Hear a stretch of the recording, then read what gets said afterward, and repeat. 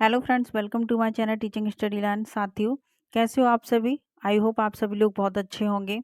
तो चलिए दोस्तों, आज की वीडियो शुरू करते हैं। आज का जो पेपर होने वाला है वो है 21 जनवरी 2022 का सीटेट का पेपर।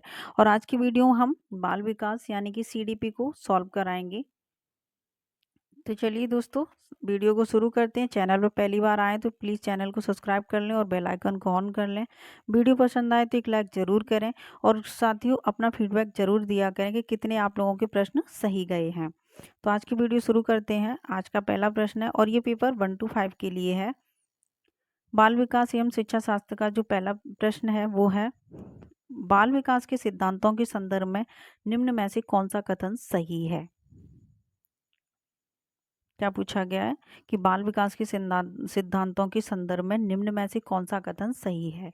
ऑप्शन है, विकास शरीर के केंद्रीय भाग से बाहरी भाग की ओर होता है, तो ये सही है।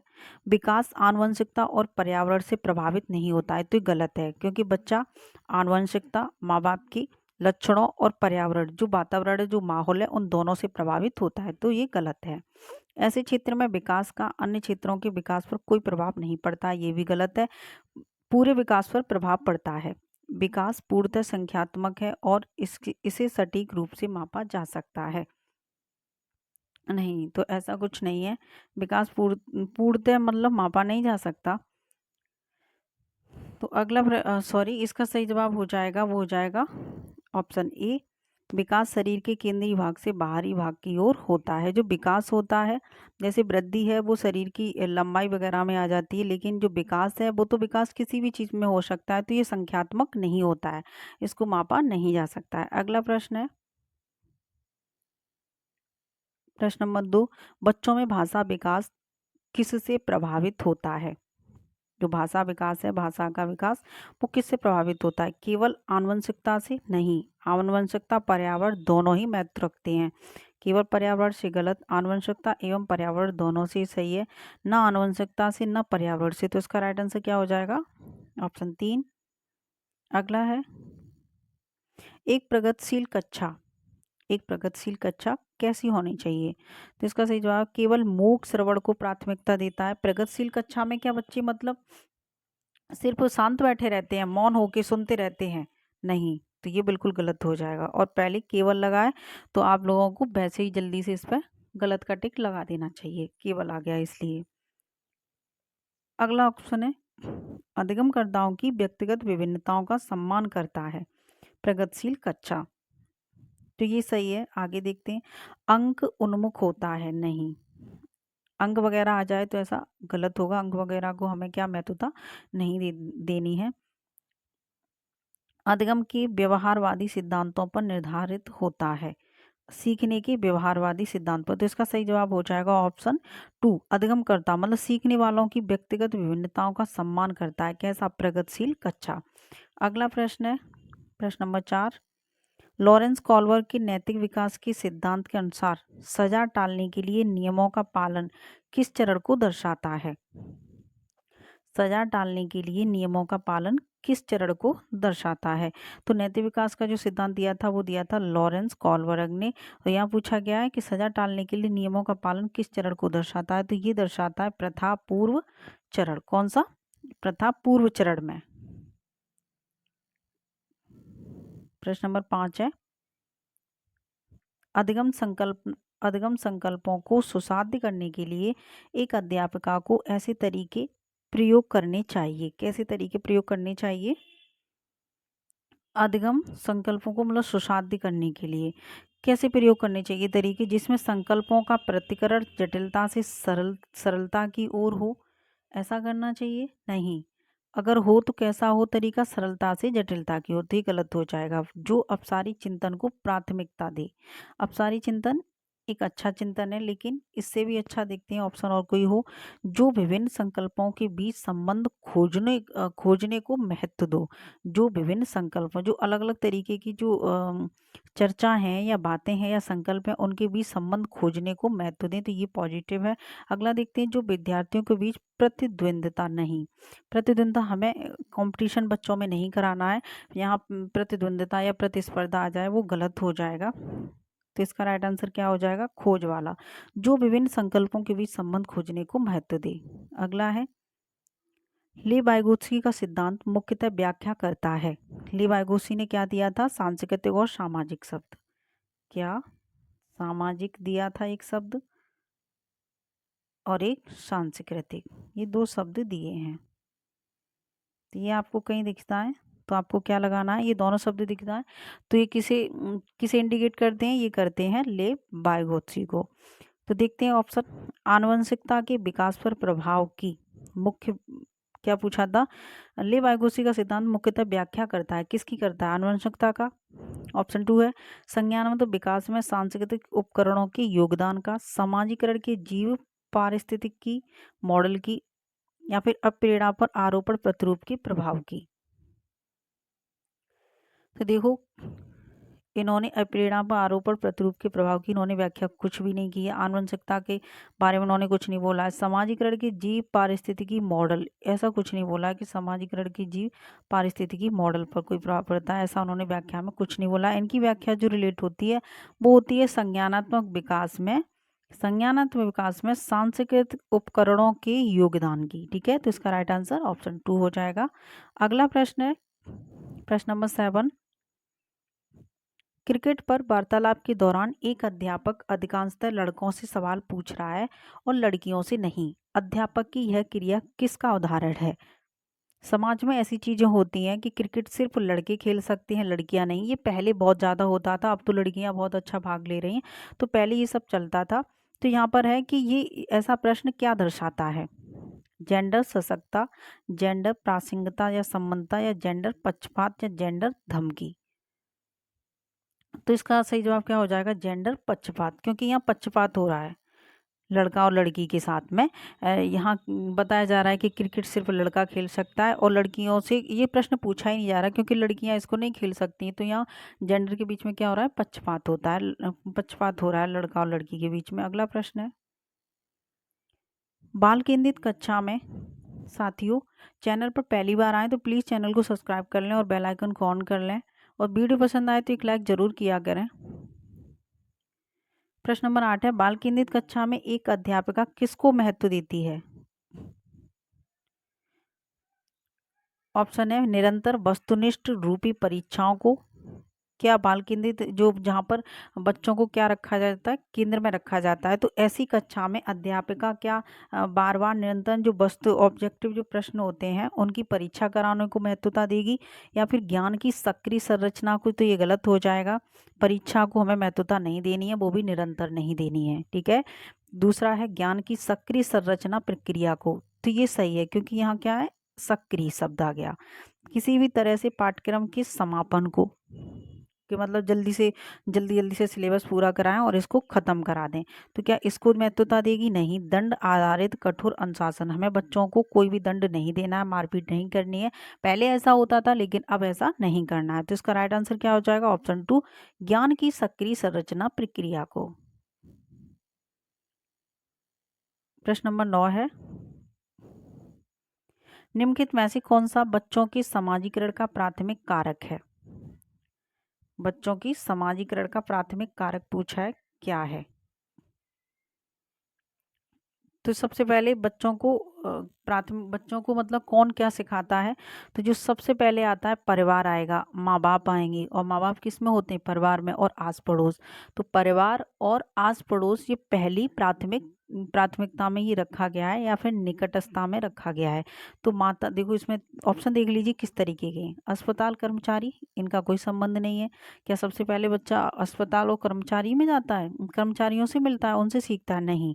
पुस्तकें और पत्रिकाएं, छोटा बच्चा है, सबसे पहले पुस्तकें पत्रिकाएं कैसे पढ़ना सीखेगा? माता पिता का कार्यस्थल, जहाँ माता पिता कार्य करते हैं, जैसे कोई ऑफिस में रहता है या फिर और कोई माता पिता किसी भी मतलब कार्य में निहित है, तो उनसे नहीं। निकटस्थ परिवार, जो परिवार के निकट आए। ठीक है, जैसे आस पड़ोस हैं, पड़ोस में ही परिवार के ही पड़ोस में क्या होता है? पड़ोसी होता है, तो वहाँ से बच्चा सीखता है। और परिवार में जो लोग होते हैं, दादी नाना, दादी बाबा, मम्मी पापा, भैया बहन, तो इन लोगों से। तो निकटस्थ परिवार इसमें सही हो जाएगा। प्रश्न नंबर 10 है, निम्नलिखित में से कौन सा उम्र समूह जीन पियाजे के संज्ञानात्मक विकास के सिद्धांत की मूर्त संज्ञानात्मक अवस्था चरण के समरूप है। इसमें ये पूछा है कि जो मूर्त संज्ञानात्मक अवस्था होती है वो किस साल से प्रारंभ हो जाती है। जन्म से 2 साल, नहीं, ये तीसरा चरण है, मूर्त संज्ञानात्मक तीसरा चरण है। 2 से 7 साल के बीच में नहीं, 11 साल से ऊपर, 7 से 11 साल, तो ये क्या हो जाएगा 7 से 11 साल। 11 साल से ऊपर आएगा फिर तो वो अमूर्त में आ जाएगा। मूर्त संख्यात्मक यहाँ खत्म हो जाता है, फिर बच्चा क्या करने लगता है, तर्क वितर्क करने लगता है, तो यहाँ अमूर्त हो जाएगा शुरू 11 साल से ऊपर। यहाँ पर क्या होगा 7 से 11 साल में बच्चे में मूर्त संज्ञानात्मक अवस्था रहती है। ठीक है, याद रखें 7 से 11 में मूर्त अवस्था आती है। आप एक अध्यापक हैं, प्रश्न नंबर 11 है, आप एक अध्यापक हैं जो विश्वास करता है कि बच्चे विभिन्न गतियों और अलग अलग तरीकों से सीखते हैं। आप अपनी कक्षा में ऐसी आकलन योजना करेंगे जो, आपको पता है कि बच्चे विभिन्न गतियों और अलग अलग तरीकों से सीखते हैं, तो आप मतलब कौन सी गतिविधियां करेंगे या फिर कौन सी योजना बनाएंगे बच्चों को सिखाने और पढ़ाने के लिए। सभी विद्यार्थियों के लिए समान हो ऐसी योजना, क्योंकि बच्चे अलग अलग समाज अलग अलग संस्कृति से आए हुए होते हैं, कोई बच्चा कमजोर होता है, कोई तेज होता है पढ़ने के लिए, तो क्या सभी बच्चों को समान तरीके से पढ़ाएंगे, तो ऐसा नहीं है, तो ये गलत हो जाएगा। ठीक है, केवल वस्तुनिष्ठ प्रश्नों को सम्मिलित करेंगे, क्या ऑब्जेक्टिव प्रश्न रखेंगे, उससे बच्चों का ज्ञान मतलब बढ़ सकता है, तो ये योजना भी गलत है। ऑप्शन 3 है, बच्चे के सीखने के तरीके से संबंधित ना हो, तो फिर मतलब ही क्या निकल रहा है बच्चों को पढ़ाने के लिए जब उनके ज्ञान या उनके सीखने के तरीके से संबंधित कोई तरीका ना हो। ऑप्शन 4 बचता है, तो यही सही होगा, लेकिन एक बार देख लीजिए क्या है, आकलन के अलग अलग तरीकों पर आधारित हो। आकलन के अलग अलग तरीकों पर आधारित हो, हमें पहले बच्चों को देखना है, बच्चे का आकलन करना है कि बच्चा किस तरीके का है पढ़ने में, कहाँ गलती कर रहा है, क्या चीज़ इस पर नहीं आ रही है, तो आप आकलन करके या जांच करके बच्चे की उसकी कमियां देखते हैं, फिर उसको उस तरीके से सिखाते हैं जो उसके लिए तरीका बेस्ट होता है। ठीक है, तो प्रत्येक बच्चे का आकलन अलग होता है और कमियां अलग अलग होती हैं और हम फिर उसी तरीके से उसको समझाते हैं। अगला प्रश्न है, प्रश्न नंबर 12, ले बायगोत्सी के सिद्धांत के अनुसार निम्न में से कौन सी अध्यापन अधिगम प्रक्रिया को पाठ प्रदान करने की प्रभावशील तकनीक है। ले बायगोत्सी ने क्या शब्द दिया है, पाठ शब्द दिया है, और ये कह रहा है पाठ प्रदान करने की प्रभावशील तकनीक कौन सी है। समस्या के समाधान हेतु स्थिर पद दर पद निर्देश देना। चलो सही है, ये आगे देखते हैं। गलत जवाब पर बच्चों को दंडित करना, ये सही नहीं है।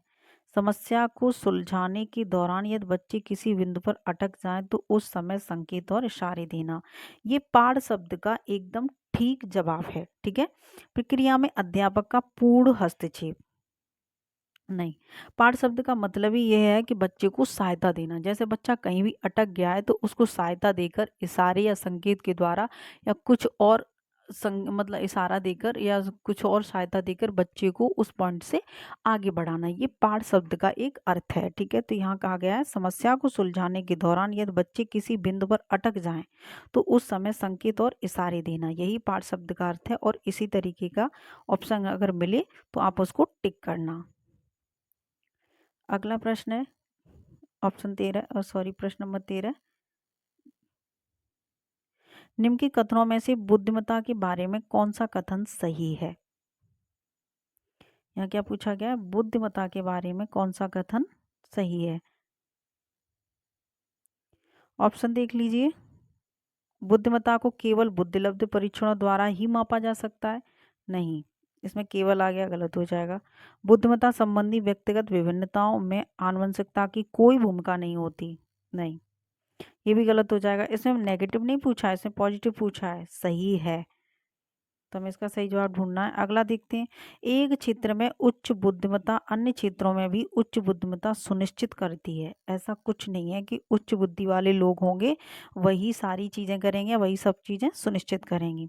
डी है, बुद्धिमत्ता विद्यालय में बेहतर प्रदर्शन करने की योग्यता से अधिक है, तो ये इसका सही जवाब हो जाएगा, बुद्धिमत्ता विद्यालय में बेहतर प्रदर्शन करने की योग्यता से अधिक है।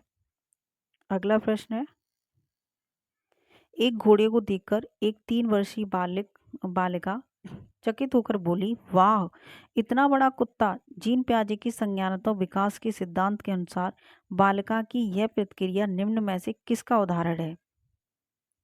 एक लड़की है, एक बच्ची है, जिसने एक घोड़े को देखा। वो 3 वर्ष की है, वो कहती है कुत्ता, क्योंकि उसने कुत्ते को देखा है। ठीक है, उसने कुत्ते को देखा है, तो वो जिस तरीके उस कुत्ते के दिखने जैसे जैसी किसी भी जानवर को देखती है तो उसे लगता है ये भी कुत्ता है। ठीक है, तो ये जीन पियाजे की संज्ञानात्मक विकास के किस सिद्धांत में आता है? ऑप्शन है समावेशन, प्रतीकात्मक, पदार्थ स्थायित्व, अस्थगित अनुकरण। तो ये आएगा समावेशन में, आत्मसात्करण या फिर समावेशन। इसको याद रखें, ऐसे प्रश्न बहुत पूछे जाते हैं। अगर बच्ची ने कुछ और पहले देखा है या घोड़े को देखा था, अब वो मतलब सॉरी, उसने पहले कुत्ते को देखा होगा, अब वो घोड़े को भी कुत्ता बता रही है, तो इस तरीके के जो प्रश्न होते हैं वो आत्मसात्करण और या समावेशन में आते हैं। भाषा एवं विचार पर ले वाइगोत्स्की क्या सुझाते हैं? भाषा संज्ञानात्मक विकास को निर्देशित करती है। संज्ञानात्मक विकास भाषा को निर्देशित करती है। भाषा और संज्ञान में कोई संबंध नहीं है, नहीं, क्योंकि इन्होंने भाषा और विचार पर विचार तो दिए हैं, मतलब ज्ञान और भाषा के बारे में ले बाइगोसी ने बताया तो है, लेकिन उन्होंने कहा ये है कि जैसे जीन प्याजे ने कहा है कि पहले विचार आता है, बाद में भाषा आती है।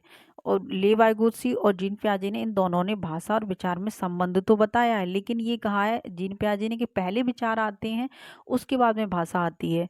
लेकिन बाइगोसी ने कहा है कि पहले भाषा आती है, उसके बाद में विचार आते हैं। ठीक है, तो हमें यही देखना है, संज्ञान भाषा से स्वतंत्र नहीं, ये दोनों संबंधित हैं आपस में, तो ये तो गलत हो गया। अब दूसरा कह रहा है संज्ञानात्मक विकास भाषा को निर्देशित करती है, तो ये वाला थॉट किसके लिए सही हो जाएगा? जीन प्याजे के लिए। लेकिन ये पूछा क्या? ले बाइगोसी के अनुसार। तो इन्होंने ले बाइगोसी ने भाषा को सबसे पहले महत्वता दी है, तो भाषा किस ऑप्शन में सबसे पहले है? पहले में, कि भाषा संज्ञानात्मक विकास को निर्देशित करती है। अगर यहाँ पर जीन प्याजे के अकॉर्डिंग पूछा जाता तो ऑप्शन बी सही हो जाता। संज्ञानात्मक विकास मतलब चिंतन या ज्ञान भाषा को निर्देशित करता है, तो ये जीन प्याजे के अकॉर्डिंग ऑप्शन 2 सही होता।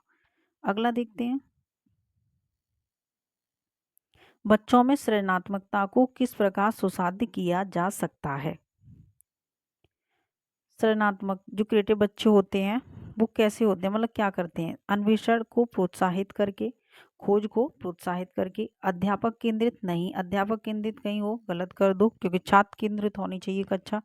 अगला है लगातार अभ्यास दोहराकर, रटंत के कोई भी मतलब ऐसा साधन नहीं है, केवल अनुकरण करके, मतलब अनुकरण मतलब नकल करके, ये भी गलत है। अन्वेषण को प्रोत्साहित करके, अन्वेषण मतलब खोज, अन्वेषण या खोज शब्द मिल जाए आपको तो वो मोस्टली 95% वो ऑप्शन सही होता है। ठीक है, तो इन तीनों से ज़्यादा बेस्ट कौन सा? अन्वेषण और प्रोत्साहित करके। प्रश्न नंबर 17 है, गुणज वैकल्य सीधे तौर पर निम्न में से किससे संबंधित है? गत विषयक आसक्ता से, दूसरों के प्रेरकों या इरादों को समझने में प्रभाविता से, संगीतिक योग्यता से, गणितीय संकल्पों के अधिगम में कठिनता से। तो क्या पूछा गया है यहाँ? गुणज। ठीक है, गुणा वगैरह करने से, तो गुणज गुणज जो होते हैं वो क्या होते हैं? मल्टीप्लाई वगैरह जो होते हैं वो किस में आते हैं? गणितीय संकल्पनाओं में आते हैं। तो गण इसमें और तो कहीं दिया नहीं है, गत विषयक दिया है, दूसरों के इरादे, ये सब गलत है। संगीतक योग्यता या म्यूजिक का क्या है? तो यहाँ जो गुणज वैकल्य होते हैं मतलब विफलता, कठिनता, वैकल्य मतलब विफलता, ये यहाँ पर कठिनता, तो ये डी से सॉरी ऑप्शन 4 सही हो जाएगा, गणितीय संकल्पों के अधिगम में कठिनता से संबंधित है। अगला प्रश्न देखते हैं 18, शिक्षा का अधिकार अधिनियम 2009 के अंतर्गत निजी विद्यालयों में आर्थिक रूप से कमजोर वर्ग के विद्यार्थियों की दाखिले हेतु सीटों के आरक्षण का प्रावधान है। इन छात्रों के सफल समावेशन हेतु एक अध्यापक को किस तरह के शिक्षा शास्त्र का प्रयोग करना चाहिए? अब कैसा करना चाहिए? निजी विद्यालयों में आर्थिक रूप से कमजोर वर्ग के विद्यार्थियों के दाखिलों हेतु सीटों के आरक्षण का प्रावधान है। यहाँ पे प्राइवेट स्कूलों की बात की जा रही है, तो कैसा? भेदभावात्मक भेद करना चाहिए। अलगावात्मक अलगता करनी चाहिए। समय मतलब अलग अलग कर अलगावत्वा मतलब अलगावात्मक शब्द ही नेगेटिव है, और भेदभाव तो हमें किसी के साथ ना भेद भेद करना है या अलगाव रखना है। ठीक है।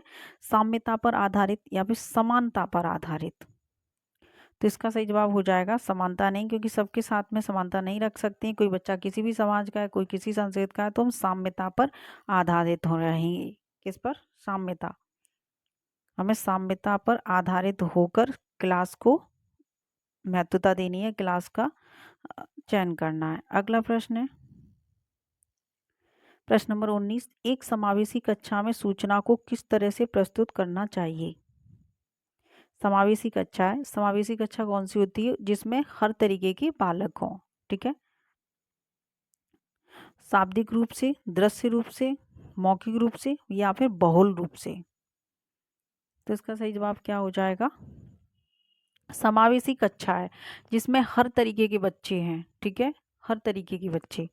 शाब्दिक रूप से सिर्फ आप बोल के मतलब उन्हें शब्द सुनाए, मौखिक रूप से मतलब सुनाते रहें, दृश्य रूप से दिखाकर नहीं, बहुल बहुल रूप से, क्योंकि बच्चे अलग अलग तरीके के हैं, तो आपको बहुत सारी मतलब रूप में या बहुत सारे तरीकों से क्लास को समझाना चाहिए, क्लास में ज्ञान देना चाहिए। तो इसका राइट आंसर क्या हो जाएगा? ऑप्शन 4। अलग अलग है तो अलग अलग तरीके से मतलब बहुत सारे रूप में देना चाहिए। प्रश्न नंबर 20 है, शिक्षा की समकालीन नीतियों के अनुसार दिव्यांग बच्चों की शिक्षा के लिए कौन सा मॉडल सुझाया गया है? क्या पूछा है? शिक्षा की समकालीन नीतियों के अनुसार दिव्यांग जो बच्चे हैं उनके लिए शिक्षा का कौन सा मॉडल सुझाया गया है? समावेशी शिक्षा, सम्मिलित एकीकृत शिक्षा, अलगावी शिक्षा नहीं, व्यवसायिक शिक्षा नहीं। यहाँ पर बात की गई है दिव्यांग बच्चों की। ठीक है। तो इसका राइट आंसर क्या हो जाएगा? समावेशी शिक्षा। जो दिव्यांग, अभी मैंने बताया था समावेशी शिक्षा क्या होती है या समावेशी कक्षा क्या होती है, जिसमें हर तरीके के बच्चे हों, जो मतलब देख नहीं सकते हो, कान से सुन नहीं सकते हो या फिर दिव्यांग हो। हाँ, इनको अलग से कक्षा में बैठे ही बैठे अलग से कुछ और प्रशिक्षण दिए जाते हैं, लेकिन ऐसा नहीं कि इनकी क्लास अलग बना दी जाए, जिससे कि फिर बच्चों के बीच में भेदभाव हो जाता है और बच्चों को भी इसमें अच्छा फील नहीं होता है। इसलिए हमें समावेशी कक्षा में रखते हुए उन्हें अलग अलग तरीके से पढ़ाना चाहिए। तो जो दिव्यांग बच्चे हैं उनको जो शिक्षा दी गई है वो कैसी? समावेशी शिक्षा देनी देनी चाहिए। प्रश्न नंबर 21 है, अधिगम प्रक्रिया के बारे में निम्नलिखित में से कौन सा कथन गलत है? यहाँ नेगेटिव पूछा गया है, याद रखें नेगेटिव प्रश्न पूछा गया है, हमें गलत को सही आंसर बनाना है। अधिगम एक निरंतर प्रक्रिया है, ये बात सही है। अधिगम चलता रहता है, जब से बच्चा जन्म लेता है, जब से इंसान मरता है, तो जन्म से लेकर मृत्यु तक हमारा अधिगम चलता रहता है, तो ये बात सही है। अधिगम प्रक्रियाओं में त्रुटियां और गलतियां अप्रासंगिक हैं, तो ये सही है। हाँ, तो ये वाली बात गलत है। अभी आगे देखते हैं। अधिगम ये अप्रासंगिक नहीं है, प्रासंगिक है। अधिगम प्रक्रिया में गलतियां या त्रुटियां होती रहती हैं, तो ये मतलब अप्रासंगिक नहीं है, ये प्रासंगिक बात है। अधिगम व्यक्तिगत एवं पर्यावरण कारकों पर आधारित है। बिल्कुल, हम जो सीखते हैं व्यक्तियों से सीखते हैं, मतलब अपने आस पड़ोस से, पर्यावरण से, आनुवंशिकता से, हर हर चीज़ से सीखते हैं, तो ये भी सही है। अधिगम चक्रीय रूप से होता है, अनुरेखीय रूप से नहीं, तो ये भी बात सही है। तो इसका जो गलत कौन सा था? ऑप्शन 2, और यही इसका सही जवाब हो जाएगा। नहीं, एक मिनट, हाँ यही इसका सही जवाब होगा। ठीक है, क्योंकि अधिगम सीखने में जो त्रुटियां होती हैं वो प्रासंगिक होती हैं, मतलब जाहिर सी बात है, बच्चा सीखेगा या कोई भी इंसान सीखे तो वो गलती तो करेगा ही। अगला प्रश्न है 22, बच्चे को बारंबार यह बोलने से कि वह अधिगम के लिए योग्य नहीं है किस संभावना को बढ़ावा देता है? तो इसका राइट आंसर हो जाए बच्चे अधिगम के प्रति अनुप्रेरित या निष्प्रेरित हो जाएंगे। बिल्कुल बात सही है। अगर बच्चे को तुम बार बार यही बोलते रहोगे कि तुम सीखने के योग्य नहीं हो, अधिगम की मतलब अधिगम क्या है? सीखने के योग्य नहीं है, तो बच्चे से अगर आप ये बोलोगे तो बच्चा कैसा होगा? प्रेरित नहीं होगा उस चीज़ के लिए, निष्प्रेरित हो जाएगा। ठीक है, अक्री रहेगा, तो ये बात सही है। अधिगम की गति में तेजी आ जाएगी नहीं, बच्चे को तुम बार बार यही बात कह रहे हो तो बच्चे के मन में ये बैठ जाएगा कि अब मैं इस कार्य को नहीं कर सकता हूँ, मैं अब नहीं सीख सकता हूँ। ठीक है, तो हमें ऐसा नहीं बोलना है, तो ये भी तेजी आ जाएगी, ये गलत है। बच्चा अधिगम के प्रति अप्रेरित हो जाएगा, नहीं होगा, ये भी बात गलत है। सॉरी, ये सही है, ये भी सही है। बच्चे के अधगम पर कोई प्रभाव नहीं पड़ेगा, तो ऐसा कुछ नहीं है, बच्चे के अधगम पर प्रभाव पड़ेगा। इसमें पूछा क्या था, किस संभावना को बढ़ावा देता है, तो ये देता है, ऑप्शन ए सही है, इसमें ये तीनों गलत है। ये देता है कि बच्चे क्या हो जाएंगे, निष्प्रेरित हो जाएंगे। अगर हम ये सब करेंगे तो बच्चे कैसे हो जाएंगे, निष्प्रेरित हो जाएंगे, तो इसका पहला सही हो जाएगा। 23वां है प्रश्न नंबर, समस्या समाधान कौशल को किस प्रकार बढ़ाया जा सकता है। यहाँ पर थोड़ा कट हो गया है, तो यहाँ पूछा है समस्या समाधान कौशल को किस प्रकार बढ़ाया जा सकता है। उपकरणों या सामग्रियों के परंपरागत प्रयोग पर ध्यान देकर, यहाँ पर क्या है, उपकरण और सामग्री समस्याओं को मानक प्रारूपों में प्रस्तुत करके, इस तरीके से, या फिर समाधानों के वैकल्पिक तरीकों को मानकर। देखो, मानक मानक प्रारूप कोई भी आ जाए गलत कर देना है। उपकरण या सामग्री परंपरागत प्रयोग, मतलब सामग्री या उपकरण आ जाए तो ये भी नेगेटिव होगा, लेकिन आगे आपको ऑप्शन पढ़ लेने हैं, ठीक है, याद करके। ये भी गलत है, बचा कौन सा, तीसरा, यही सही हो जाएगा, समाधानों के वैकल्पिक तरीकों को मानकर, अलग अलग तरीके। प्राथमिक कक्षाओं में संकल्प अध्यापन हेतु विषय वस्तु को प्रस्तुत करने का कौन सा क्रम सर्वाधिक उपयुक्त है। प्राथमिक कक्षा में आप पढ़ा रहे हो तो विषय वस्तु को जो प्रस्तुत कर रहे हैं कौन सा तरीका सबसे अच्छा है, संकेत, चित्र, मूर्त सामग्री, या फिर संकेत फिर मूर्त सामग्री उसके बाद चित्र, या फिर चित्र फिर संकेत फिर मूर्त सामग्री। तो इसमें जो सही जवाब होगा वो होगा ऑप्शन डी, पहले मूर्त सामग्री दी जाए बच्चों को, फिर चित्र बनाया जाए, फिर संकेत। ये वाला क्रम सही होगा, मूर्त सामग्री, चित्र और संकेत। चौथा आपका ऑप्शन सही हो जाएगा। बच्चों के अधगम पर कक्षा के वातावरण का काफी प्रभाव पड़ता है। बच्चों के अधगम पर कक्षा के वातावरण का काफी प्रभाव पड़ता है, सही बात है। प्रवृत्ति अभिमुखी अधगम, मतलब वह अधगम जो समझने पर जोर दे, जिसे हम क्या कहते हैं, प्रवृत्ति अभिमुखी। संस्कृति को बढ़ावा देने के लिए कक्षा का वातावरण किस तरह का होना चाहिए। अभिमुखी होना चाहिए, अभिमुखी, प्रदर्शन अभिमुखी। अभिमुखी शब्द वैसे ये नियम में दिया गया है, दो होते हैं, अभिमुखी और अपसारी, सॉरी मुझे याद नहीं आ रहा है अभी। तो ये वाला तरीका अभिमुखी जो है वो गलत है। स्पर्धात्मक एवं व्यक्तिपरक, जहाँ स्पर्धा है मतलब कंपटीशन है, ये भी गलत हो जाएगा। अध्यापक प्रधान नहीं, छात्र प्रधान होनी चाहिए क्लास। बचा क्या, सकारात्मक एवं सहयोगात्मक।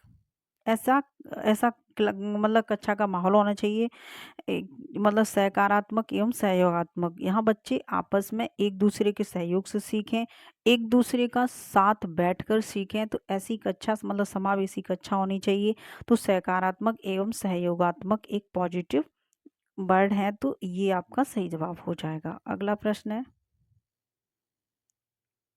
अधगम के संदर्भ में निम्न में से कौन सा कथन सही है। परीक्षाएं ही अधगम का चरम लक्ष्य हैं। अच्छा, क्या परीक्षाएं देने से बच्चों मतलब होशियार हो जाएंगे, तो ये गलत है। सेकंड है, अधगम एक निष्क्रिय प्रक्रिया है, नहीं, सीखना एक क्या है, सक्रिय है, निष्क्रिय नहीं। इसमें अधगमकर्ताओं की संलग्नता की आवश्यकता नहीं होती, तो ये भी गलत है। भावों का अधगम प्रक्रिया पर कोई प्रभाव नहीं पड़ता है, नहीं, इसका तो सबसे बड़ा प्रभाव पड़ता है। चौथा क्या कह रहा है, अधगम एक जटिल प्रक्रिया है जिसमें अधगमकर्ताओं की सक्रिय संलग्नता की आवश्यकता होती है। सीखने में बच्चा जब तक सक्रिय नहीं होगा, एक्टिव नहीं होगा, तब तक वो सीख नहीं सकता। तो हमें सीखने में, चाहे कोई भी व्यक्ति हो, प्रत्येक व्यक्ति को सीखने में सक्रियता तो दिखानी ही चाहिए, तभी वो सीख सकता है। तो साथियों, आज की वीडियो में बस इतने ही प्रश्न थे, फिर मिलेंगे आप सभी से अगले वीडियो में। तब तक के लिए धन्यवाद साथियों। अगर वीडियो पसंद आई हो तो एक लाइक कर दें, और चैनल पर पहली बार आएँ तो प्लीज़ चैनल को सब्सक्राइब कर लें और बेल आइकन को ऑन कर लें। तो चलिए दोस्तों,